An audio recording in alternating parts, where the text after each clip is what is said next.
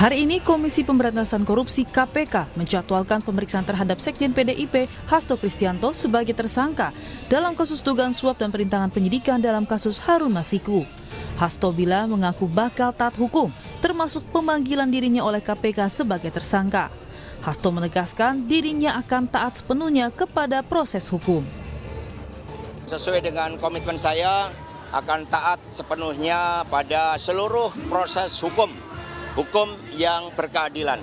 Ya, kami hormati terhadap seluruh proses yang ditujukan kepada saya.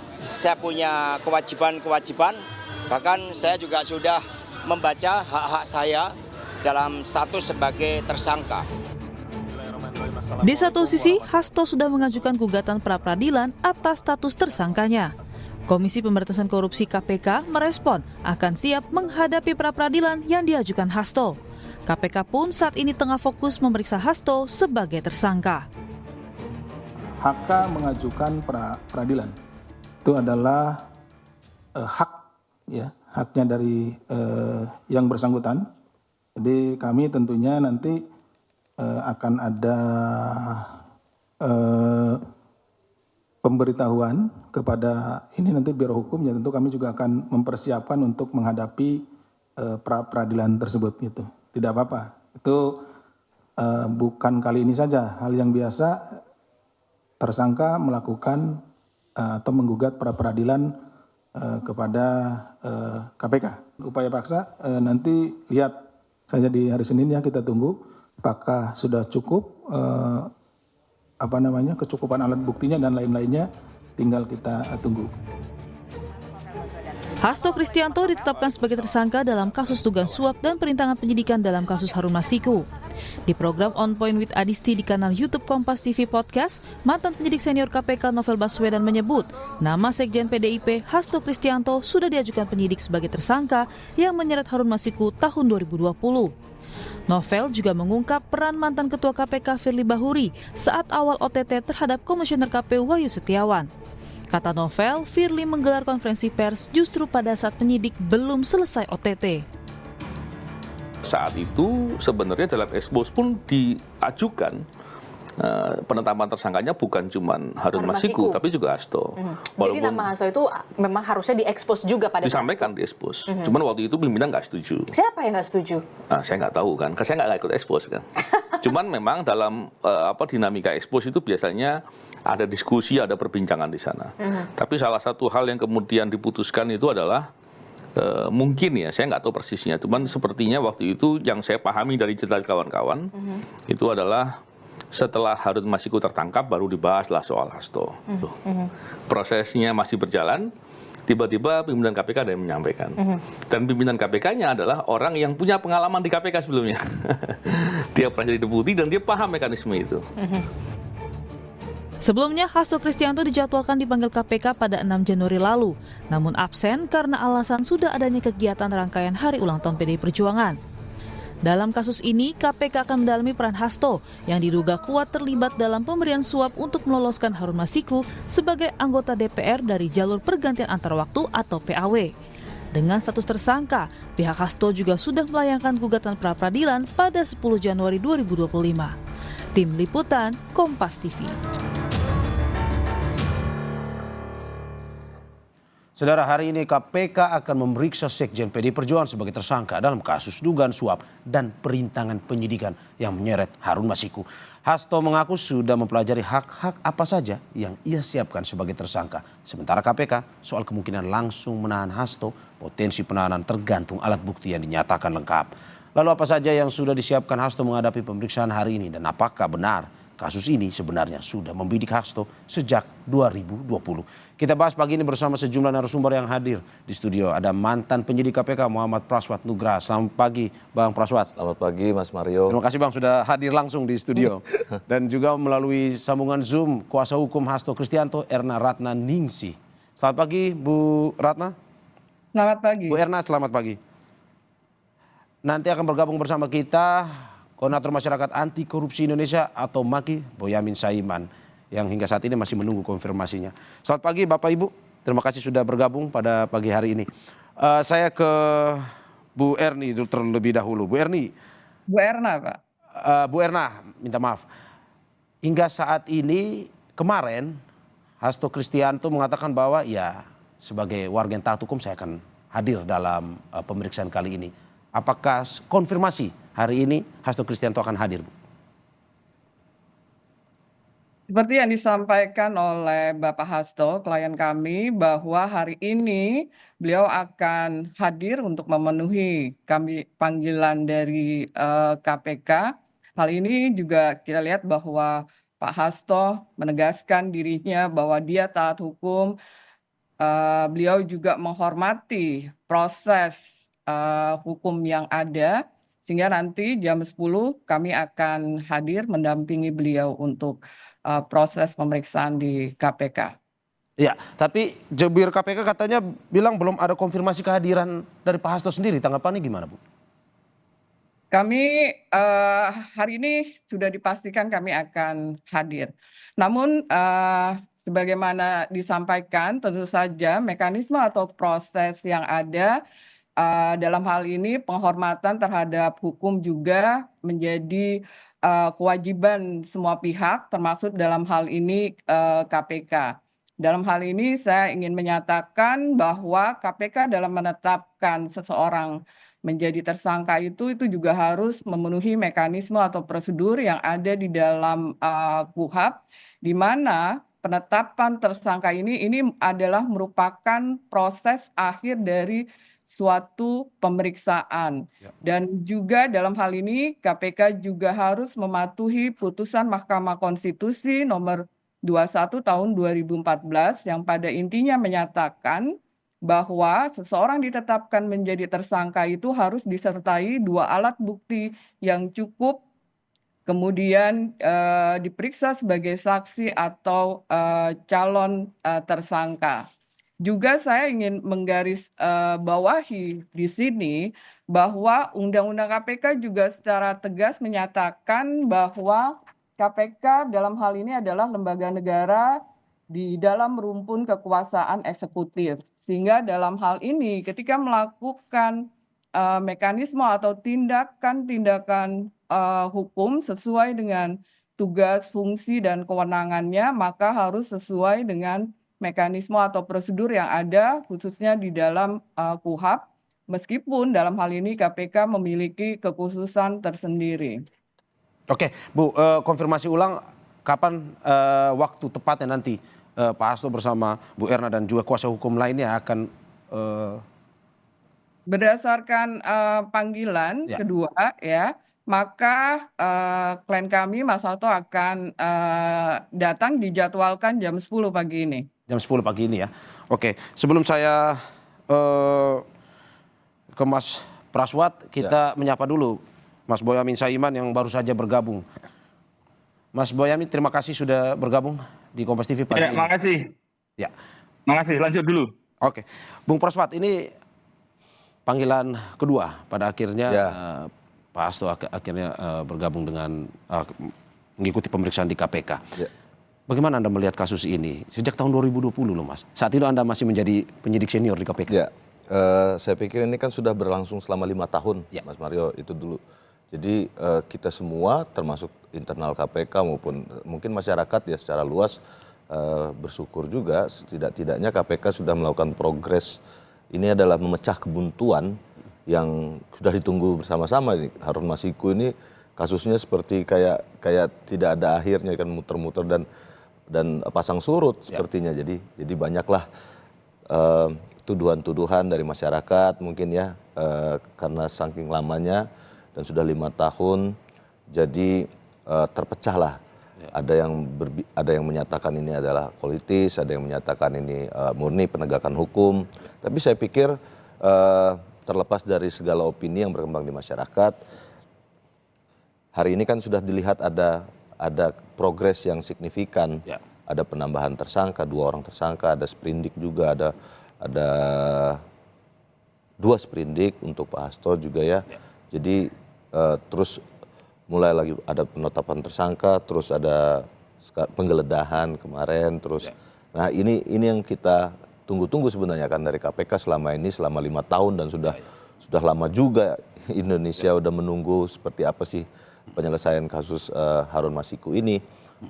Mudah-mudahan secepatnya sesuai dengan prinsip harus ada peradilan yang cepat, yang efisien, yang efektif, dan ini juga menjaga hak asasi manusia dari para tersangka maupun para saksi yang nggak boleh diberlakukan secara berlarut-larut. Jadi, Oke, kalau misalkan ini 5 tahun tadi Anda bilang akhirnya ditunggu. Ini pemanggilannya akan seperti apa di dalamnya? Apakah mungkin akan BAP ulang atau bagaimana sebenarnya? saya pikir beberapa kali sudah Pak Hasto diperiksa sebagai saksi ya. Dan hari ini dia akan diperiksa pertama kali untuk jadi tersangka. Biasanya kalau kita Kalau penetapan tersangka ya, itu ya? biasanya kita akan menanyakan secara ulang ya. Ya. Biodata, terus keadaan sehat atau tidak sehat, lalu keterangan-keterangan yang pernah diberikan oleh Pak Hasto sebelumnya, dibalik BAP-nya dari BAPK pada saat penyelidikan atau misalnya dari BAP saksi pada saat pemeriksaan penyidikannya sprindiknya Pak Harun Masiku. Itu ke BAP tersangka hari ini, insya Allah yang akan dilaksanakan jam 10 pagi ini ya, Mas Mario. Jadi penyidik akan menuangkan semua keterangan sebelumnya Pak Hasto yang sudah didapatkan oleh KPK karena sudah beberapa kali diperiksa baik sebagai saksi. Nah hari ini keterangan-keterangan beliau yang sebagai saksi itu akan dituangkan di dalam BAP beliau sebagai tersangka. Nah itu. Jadi hari ini mungkin saya pikir pertanyaan-pertanyaannya lebih ke apakah keadaan sehat dan lain-lain, lalu kemudian semua keterangan-keterangannya dikonfirmasi ulang. Apakah ada perubahan keterangan? Pendalaman terkait kasus? Pasti. Apakah ada keterangan tambahan? Kemudian ada bukti-bukti tambahan yang didapatkan oleh penyidik sesuai dengan Labangdik misalnya tanggal 18 Desember. Lalu ditanyakan ulang, lalu kemudian ada alat bukti kemarin yang ditemukan juga ya di penggeledahan lalu akan ditanyakan ulang karena alat bukti ini harus dibunyikan, Mas Mario. Jadi harus dibunyikan oleh baik saksi maupun tersangka. Jadi kalau kita punya alat bukti dia tidak bisa berdiri sendiri, dia harus dinyatakan. Misalnya ada alat bukti elektronik, ada USB, atau ada catatan, ada flash disk, ada misalnya ada data komunikasi elektronik, ada misalnya rekaman suara dari proses penyadapan dan lain-lain, itu harus kemudian dibunyikan oleh misalnya orang-orang yang sebagai contoh misalnya kalau KPK sudah punya misalnya rekaman pembicaraan antara Pak Harun Masiku misalnya antara siapa, saksi A, saksi B, saksi C, lalu kemudian akan ditanyakan ke Pak Hasto, ditampilkan di depan Hasto, tampilkan dan dibunyikan, diperdengarkan. Jadi hal-hal seperti itu secara teknis itu akan dilaksanakan hari ini jam 10 di KPK. Apakah mungkin jika ditampilkan ada kesempatan bagi Hasto untuk misalkan membela diri atau apa di saat itu pemeriksaan?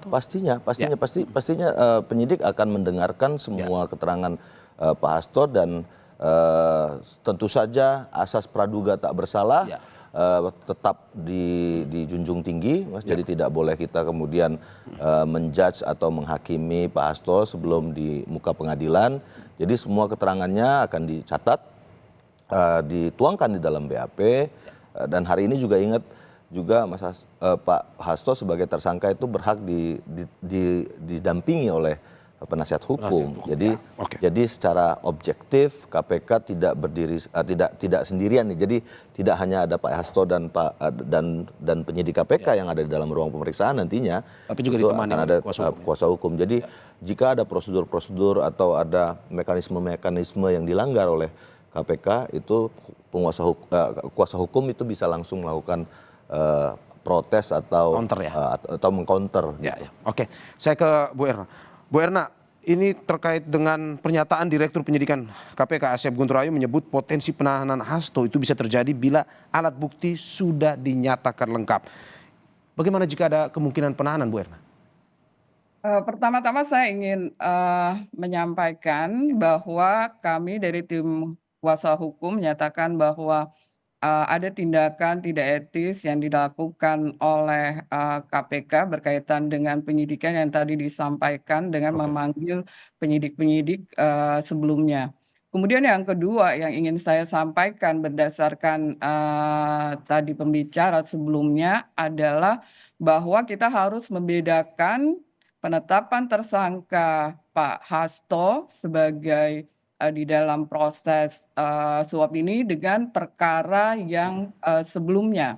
Karena sebagaimana kita ketahui bersama bahwa telah ada putusan yang berkekuatan hukum tetap, di mana dalam hal ini Wahyu Setiawan dan juga Tio ini sudah dinyatakan bersalah. Kemudian juga Saiful ini juga sudah proses hukumnya itu sudah selesai. Dan dalam hal ini tidak boleh ketika kita melihat bahwa surat perintah dimulainya penyidikan itu tertanggal 24 Desember. Jadi tidak boleh atau tidak dibenarkan di dalam mekanisme atau proses di KUHP itu bukti-bukti yang ada yang tadi disampaikan, keterangan sebagai saksi Mas Hasto itu sudah selesai dengan berakhirnya putusan dari pengadilan yang sudah berkekuatan hukum tetap. Ya. Jadi dalam hal ini udah inkrah. Kemudian yang kedua adalah bahwa penetapan tersangka ini pada tanggal 24 Desember dan itu tidak didahului atau pengumpulan barang bukti dan juga saksi-saksi ini belum selesai. Padahal mekanisme atau proses penetapan seseorang sebagai tersangka ini adalah proses akhir. Kita juga ketahui bersama bahwa beberapa waktu lalu setelah penetapan Mas Hasto sebagai tersangka itu kemudian diperiksa Wahyu, diperiksa juga Tio, dan juga diperiksa saksi-saksi yang lainnya. Dan ini menurut saya tidak fair. Karena apa? Karena mereka sudah menjalani proses hukuman. Mereka tidak bisa untuk diproses hukum untuk kedua kalinya.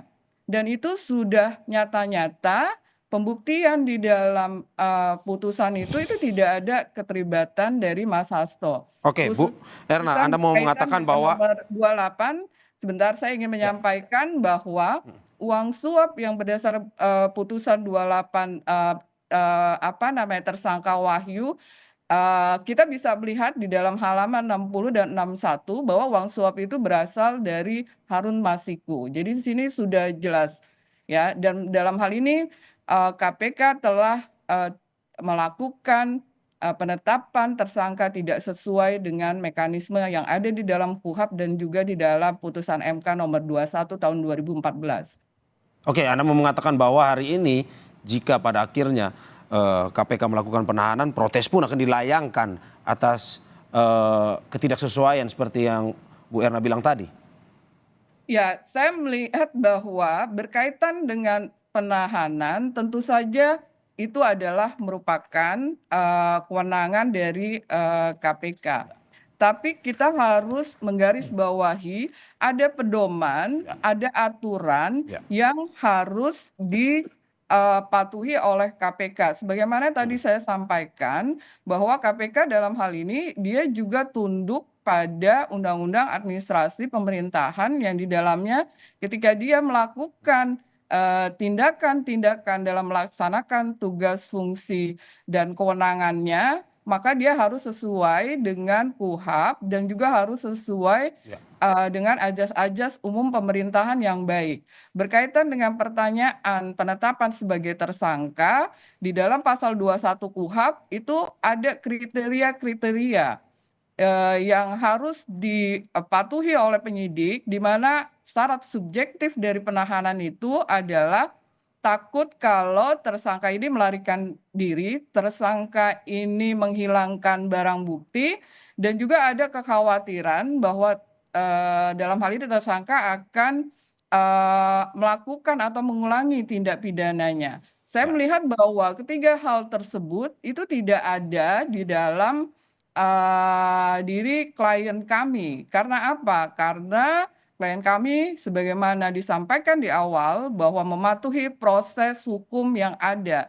dalam perkara sebelumnya yang sudah inkrah, klien kami juga selalu hadir dalam pemeriksaan dan juga di dalam proses persidangan. Dan di dalam surat dakwaan dari Pak Wahyu Setiawan dan Tio dan juga Saiful, di sini sudah jelas tidak ada keterlibatan dari klien kami dalam mekanisme proses yang tadi dikatakan suap. Karena seperti saya sampaikan, uang suap itu berasal dari Harun Masiku. Oke, saya ke Mas Boyamin. Mas Boyamin, Anda sempat mengatakan bahwa ini polemik sebenarnya karena Hasto sudah ditersangkakan sejak 24 Desember 2024 tapi sampai saat ini belum ditahan.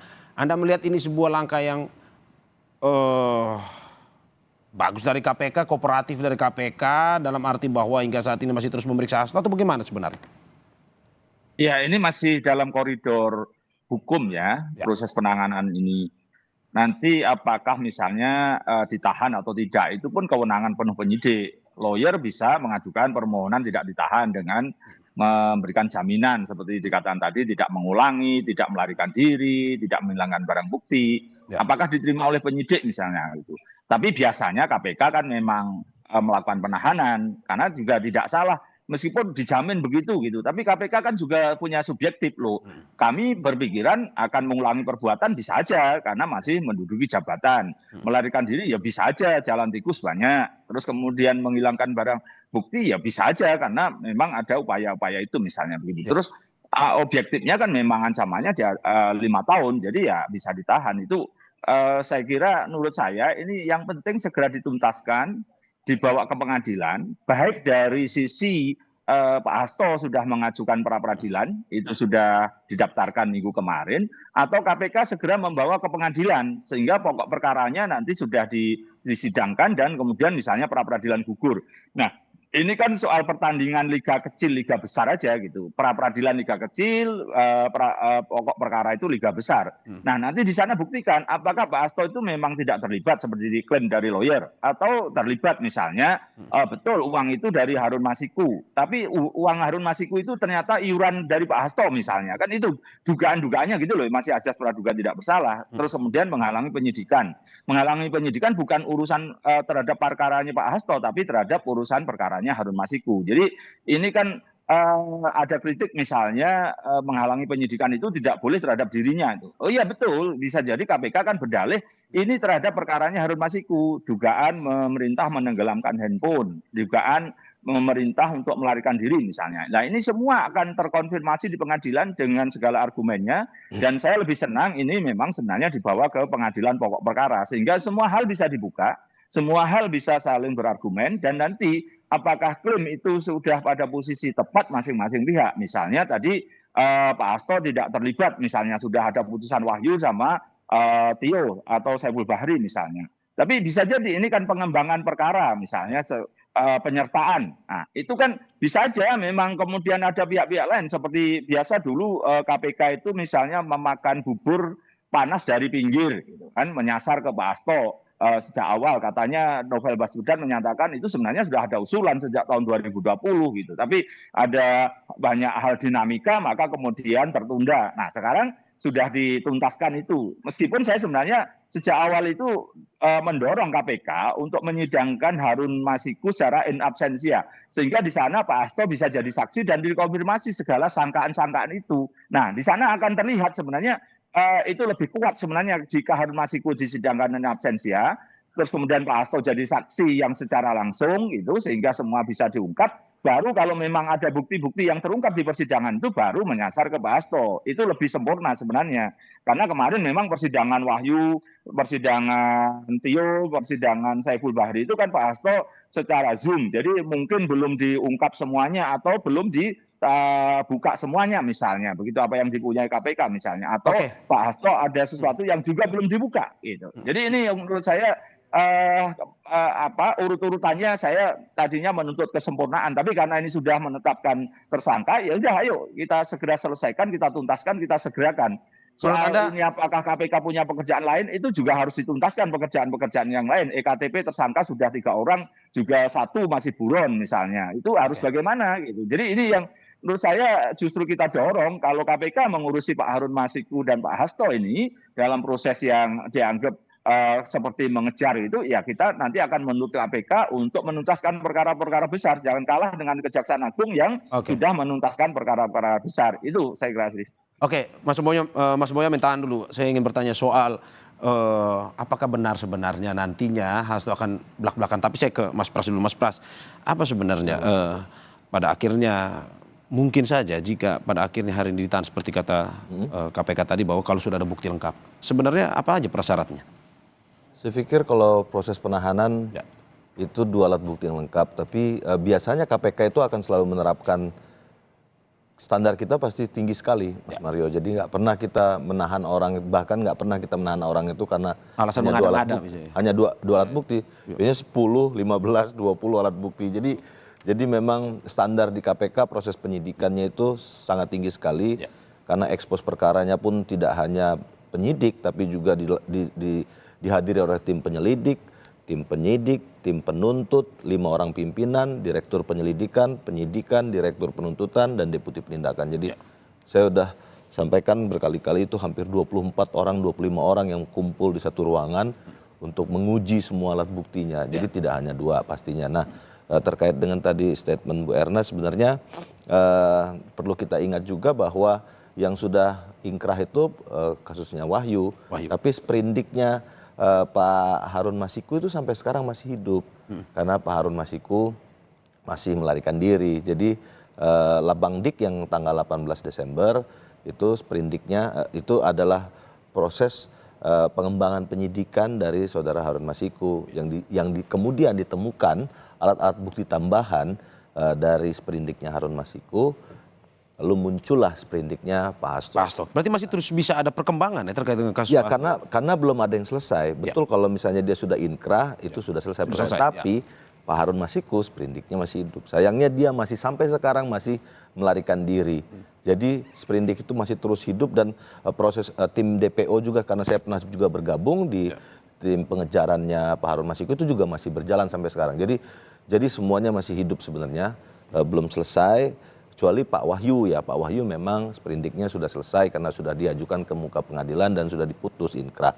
Jadi ini juga yang harus diluruskan sebenarnya Mas Mario, bahwa Labandik laporan pengembangan penyidikan tanggal 18 Desember, lalu diekspos perkara tanggal 23 Desember 152, 153 keluar sprindik ya, ditetapkanlah Pak Hasto. Jadi ada 3 sumber ditetapkannya seseorang menjadi tersangka di KPK. Pertama itu LKTPK kalau kasusnya mulainya dari penyelidikan, pengaduan masyarakat naik ke penyelidikan, lalu penyelidik akan membuat produk akhirnya namanya LKTPK, laporan kejadian tindak pidana korupsi. Nah, yang kedua sudah masuk di proses penyelidikan, lalu penyidik menemukan alat bukti tambahan yang terkait dengan orang lain, maka dibuatlah laporan perkembangan penyidikan. Yang ketiga ada namanya penuntutan, itu setelah di persidangan, setelah di muka hakim, di pengadilan, lalu penuntut menemukan alat bukti tambahan, menemukan keterangan di saksi di persidangan, keluarlah surat perkembangan penuntutan, namanya Labbangtut, laporan perkembangan penuntutan. Jadi ada 3 proses sumber untuk melaksanakan proses penyidikan baru atau penetapan tersangka baru gitu.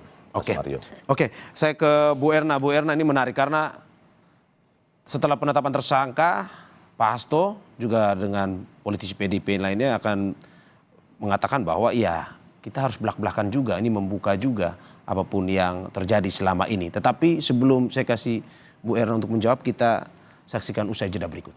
Saudara, terima kasih masih di Sapa Indonesia Pagi bersama saya Mario Sarong dan juga narasumber saya mantan penyidik KPK Praswat Nugraha. Dan juga ada kuasa hukum Hasto Kristianto, Erna Ratnaningsi, dan koordinator masyarakat anti korupsi Indonesia atau MAKI, Boyamin Saiman. Saya ke Bu Erna. Bu Erna, melalui pernyataan-pernyataan yang disampaikan setelah Pak Hasto jadi tersangka kemarin, PDIP dan juga Pak Hasto ini memberikan pernyataan-pernyataan yang dalam tanda kutip ini mau belak-belakan. Apakah bisa atau benar Pak Hasto akan belak-belakan hari ini dalam pemeriksaan oleh KPK? Ya, sebelum saya menyampaikan, saya ada sedikit yang akan saya komentari berkaitan tadi apa yang disampaikan oleh pembicara sebelumnya bahwa mengenai mekanisme atau SOP yang ada di dalam KPK berkaitan dengan penetapan tersangka biasanya didasarkan pada pasal 44 sehingga dinyatakan bahwa KPK tidak tunduk pada apa yang ada di dalam KUHAP. Namun saya ingin sampaikan bahwa sebagaimana tadi di awal KPK juga tunduk pada Undang-Undang Administrasi Pemerintahan dan berkaitan dengan pendapat berkaitan dengan pasal 44 itu mengenai penyelidikan dan penyidikan itu tidak diatur secara khusus di dalam Undang-Undang KPK, sehingga dalam hal ini mekanisme penetapan tersangka itu harus sesuai dengan KUHAP dan juga harus sesuai dengan putusan Mahkamah Konstitusi nomor 21 tahun 2014 yang pada intinya adalah bahwa seseorang ditetapkan sebagai tersangka itu harus dengan 2 alat bukti yang cukup disertai dengan pemeriksaan sebelumnya sebagai saksi atau tersangka. Klien kami ketika ditetapkan sebagai tersangka itu belum diperiksa ya sebagai saksi karena surat ketika ditetapkan sebagai tersangka itu adalah tanggal 24 Desember. Dan menindaklanjuti tadi yang disampaikan oleh Pak Bonyamin berkaitan dengan klarifikasi dan bukti, ini penetapan tersangka itu adalah proses akhir dari sebuah penyidikan. Maka dalam hal ini klarifikasi dan bukti-bukti yang ada ini harus diperlihatkan kepada tersangka, buktinya mana, keterlibatannya siapa. Kemudian kalau ada saksi-saksi yang bertentangan satu dengan yang lain, maka itu harus dikonfrontasi. Karena sebagaimana disampaikan pada kasus-kasus yang saksi-saksi atau penetapan yang putusan sebelumnya, itu sudah berkekuatan hukum tetap dan tidak ada keterlibatan dari klien kami. Nah, kaitannya dengan tadi belak-belakan, tentu saja kami meminta ya kepada penyidik tentu saja klien kami ini diberikan hak untuk self defense, pembelaan dirinya dan juga penghormatan terhadap HAM sehingga apa yang dilakukan itu adalah harus sesuai dengan mekanisme atau prosedur yang ditentukan di dalam KUHAP dan juga putusan Mahkamah Konstitusi nomor 21 tahun 2014. Oke, Bu, apa saja pembelaan yang akan mungkin saja disampaikan oleh Pak Hasto atau kuasa hukum hari ini? Apakah mungkin terkait dengan yang kemarin bukti-bukti yang dibawa ke atau disimpan di Rusia atau apa, Bu? Untuk bukti-bukti sebagai seorang tersangka ya tentu saja itu ada hak-hak dari tersangka yang diatur di dalam KUHAP dalam hal ini. Jadi nanti mekanisme atau prosesnya tentu saja kita akan melakukan misalkan ada saksi dan juga ahli saksi yang meringankan atau adecat.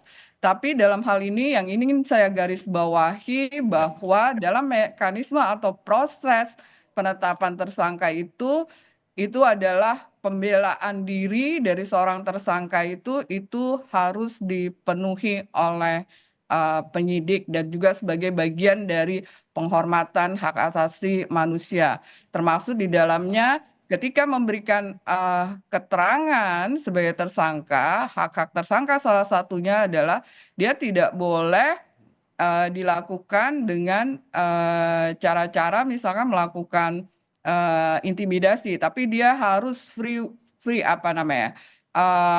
memberikan keterangan secara bebas. Ya. Oke, saya ke Mas Bonyamin. Mas Bonyamin, Anda sempat bilang bahwa jangan gertak sambal. Kalau memang punya bukti, ya silakan disampaikan. Apakah menurut Anda hari ini bisa belak-belakan, Pak Hasto? Justru saya berharap begitu. Justru rangkaian itu kan boleh diterangkan apapun. Dalam berita acara pemeriksaan itu kan ada yang ditambahkan, ada Saya pernah kok diperiksa di kepolisian Polres Jakarta Selatan itu atas laporan pencemaran nama baik sebuah proyek Bank Dunia di Jambi itu. Justru penjelasan itu saya lebih panjang. Pemeriksaan itu sampai jam 1, tapi tambahan yang menyangkut proyek tersebut dan seluruh data yang terkait itu saya berikan sampai maghrib gitu. Dan itu boleh-boleh saja gitu sebenarnya. Relevansinya apakah ada atau tidak ada, menurut saya ada, karena ini rangkaian, misalnya kegiatan ini rangkaiannya ini, rangkaian proyek ini yang lain apa, seperti apa, sehingga menjelaskan bentuk proyek oleh Bank Dunia itu seperti apa misalnya gitu. Jadi saya berharap Pak Hasto buka-bukaan ini apa yang ada yang disampaikan termasuk di Pak Bukoni misalnya, dibuka aja di dalam BAP itu keseluruhan boleh kok. Jadi menurut saya malah itu saya tunggu betul sehingga nanti kalau ada hal-hal yang berkaitan dengan kasus yang lain yang sedang ditangani KPK itu kan bisa saya jadikan bahan untuk gugat pra peradilan, misalnya dugaan-dugaan korupsi yang pernah saya laporkan ada beberapa misalnya begitu. Nah, saya berharap itu ada penambahan dari Pak Hasto itu. Saya menunggu karena levelnya katanya bom nuklir. Kalau enggak itu Watergate itu. Kalau Watergate mungkin masyarakat sekarang, anak-anak muda sekarang kurang paham lah. Tapi kita paham. Itu kan skandal di Amerika, Presiden Nixon yang diduga menyadap lawan politiknya dan terbongkar oleh wartawan. Jadi ini menurut saya sesuatu yang saya tunggu-tunggu bahkan begitu. Karena dengan demikian ini pemberantasan korupsi makin bagus dan saya memahami Pak Hasto itu kan 10 tahun ada di kekuasaan. Jadi menurut saya itu bukan gertak sambal aja sebenarnya, tapi tolong dibuka sekarang gitu. Jadi ini bisa simultan dan itu adalah bagian dari sumbangan Pak Hasto dalam rangka juga menyumbang negara untuk memberantas korupsi gitu. Jadi apa yang beliau tahu dibuka aja dan itu videonya juga dibuka aja dan kalau toh itu misalnya ada yang menyangkut seseorang ya diinisial supaya tidak mencemarkan nama baik, tapi saya paham sehingga saya akan mengolahnya. Justru saya menunggu dengan berdebar-debar sebenarnya apa yang mau dibuka Pak Hasto ini. Makasih. Oke, menunggu dengan berdebar-debar. Tetapi kalau Anda melihat Mas Boyamin, sebenarnya bahwa apakah selama ini kan ada dari PDIP sendiri mengatakan bahwa ini politisasi sebenarnya dari KPK sendiri. Kalau Anda melihat apakah betul lebih berat syarat politisnya atau tidak sebenarnya?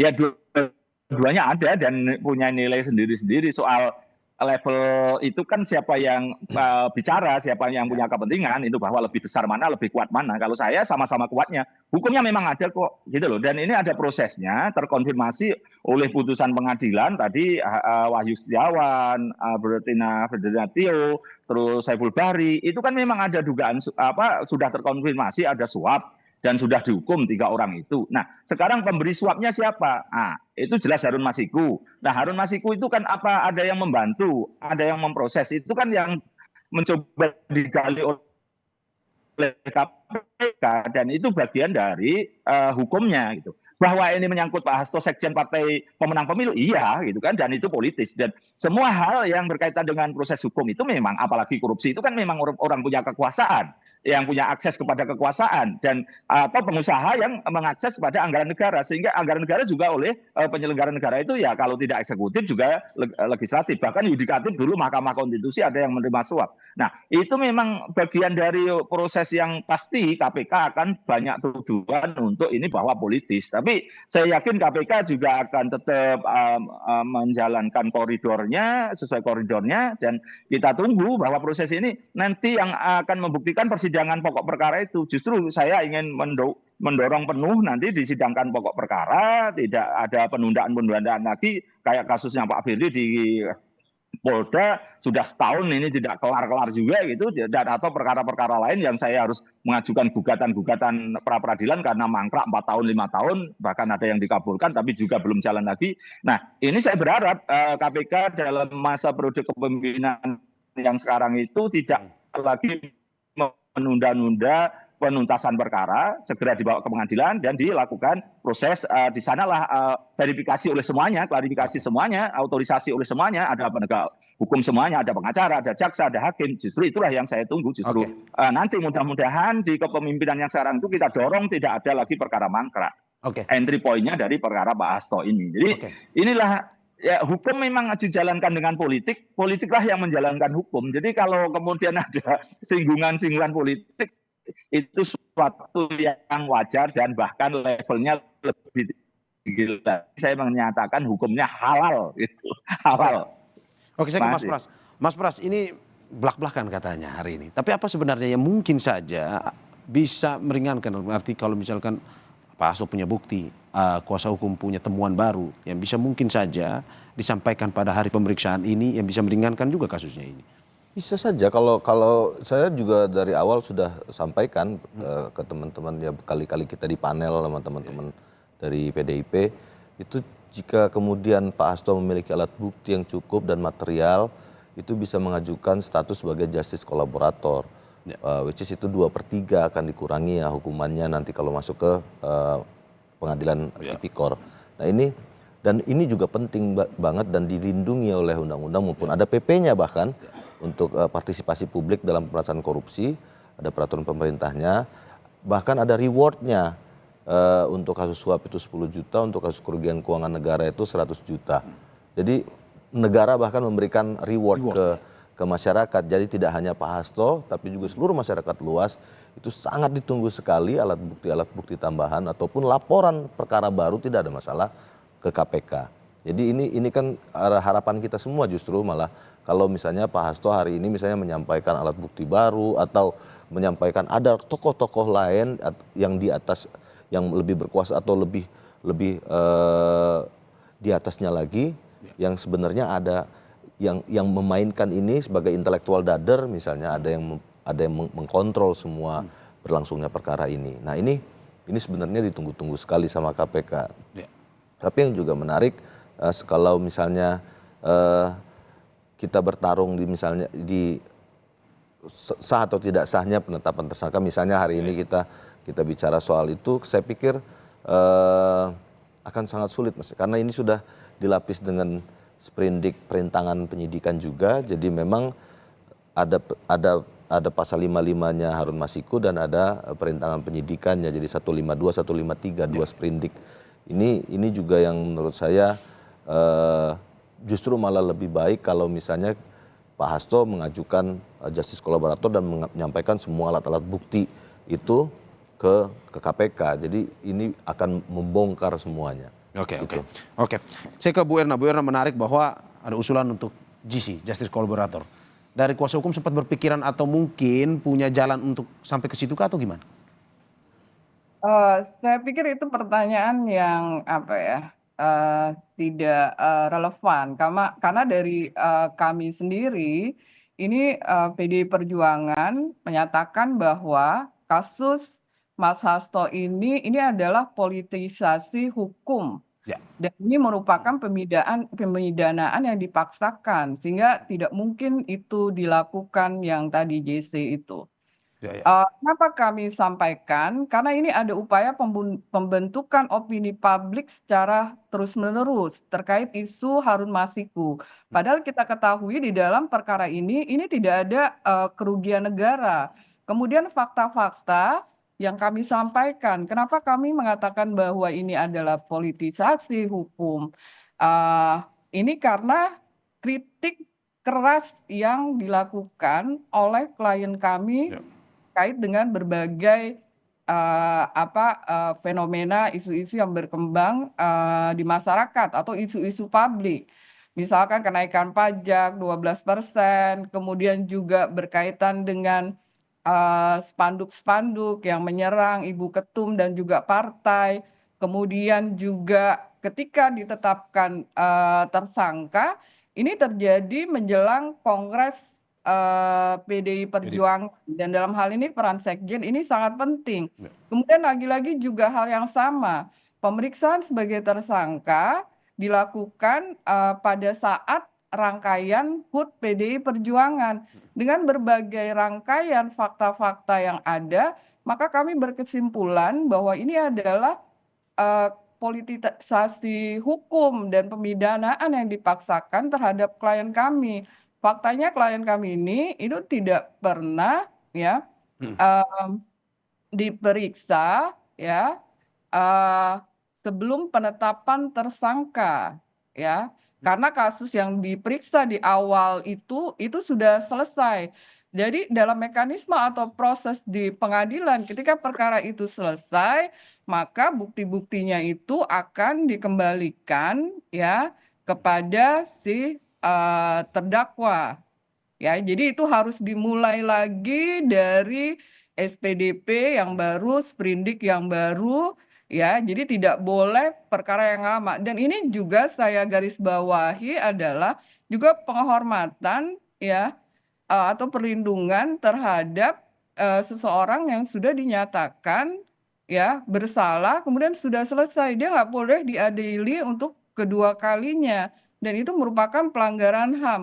Karena apa? Karena mungkin ketika pada pemeriksaan proses perkara sebelumnya itu tidak ada keterlibatan dari klien kami.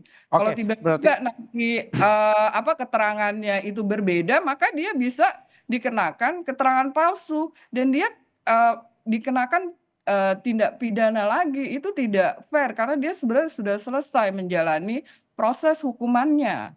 Oke, berarti kalau tidak ada justice collaborator semuanya memang pada akhirnya untuk menggugurkan tersangka lewat pra peradilan itu ya Bu ya? Ya, pra peradilan kami akan siap ini ya, pra peradilan akan dilaksanakan pada hari Selasa tanggal 21 Januari di Pengadilan Negeri Jakarta Selatan. Oke, saya terakhir ke Mas Boyamin. Mas Boyamin melihat ini terkait dengan status tersangkanya Pak Hasto.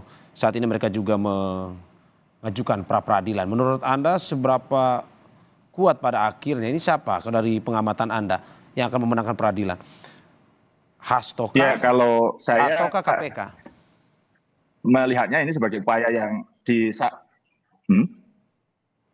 Ya, ini sarana yang memang diberikan oleh hukum untuk menguji apakah penetapan tersangka sah atau tidak sah. Itu memang pra peradilan, tapi nampaknya KPK bisa jadi akan cepat menangani perkara ini dan dibawa ke pengadilan sehingga perkaranya gugur, itu pra peradilannya.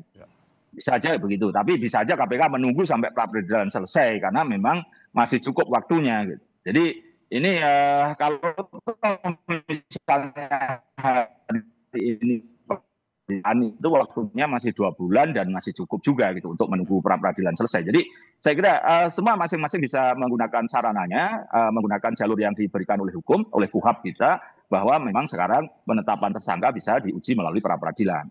Jadi ini saya kira suatu langkah yang akan juga dibuka. Apa yang diklaim Bu Erna tadi, misalnya tentang saksi yang berubah pikiran gitu. Tapi seingat saya Saiful Bahri itu waktu pertama kali malah doorstop oleh wartawan setelah OTT itu mengatakan memang uangnya dari Pak Hasto. Nah itu yang mana? Justru ini kan proses-proses yang akan ditindaklanjuti secara gamblang. Tapi bisa jadi malah kalau dulu ada yang ditutup-tutupi malah bisa jadi malah kena sumpah palsu misalnya kan begitu. Jadi ini semua bisa kena konsekuensi hukum. Bisa jadi KPK mengatakan akan mengurus Maria Lestari misalnya begitu. Apakah ada dugaan suap? Nah, bisa jadi kalau suapnya kepada Wahyu Setiawan apakah akan diproses lagi Wahyu Setiawan? Ini banyak yang masih akan berkelindan dari kasus-kasus ini. Jika dalam posisi ini KPK ingin menghadirkan keadilan semua yang terlibat di proses hukum. Nah, ini sebagai entry point karena KPK selama ini tidak pernah tuntas menangani perkara gitu. Perkara misalnya DPRD Madiun dulu itu tidak dituntaskan. DPRD Malang ada yang tuntaskan tapi kurang misalnya. Jambi juga begitu dituntaskan. Jadi banyak hal KTP juga belum tuntas sampai sekarang yang besar pun gitu. Jadi ini menurut saya KPK ketika ini tidak menuntaskan semuanya perkara ini dengan mentersangkakan Pak Hasto, kita tinggal menagih janji KPK harus tuntas semua dong gitu. Oke, kita tunggu terus perkembangan kasus ini dan pada hari ini kita akan saksikan nanti pemeriksaan Sekjen PDIP Hasto Kristianto oleh Komisi Pemberantasan Korupsi. Terima kasih para narasumber, mantan penyidik KPK Praswat Nugraha. Terima kasih Mas. Iya, Mas. Terima kasih kuasa hukum Hasto Kristianto, Bu Erna Ratna Ningsi. Terima kasih juga Koordinator Masyarakat Anti Korupsi Indonesia Tomaki, Bonyamin Saiman. Terima kasih, Mas. Terima kasih, sehat-sehat selalu Bapak Ibu.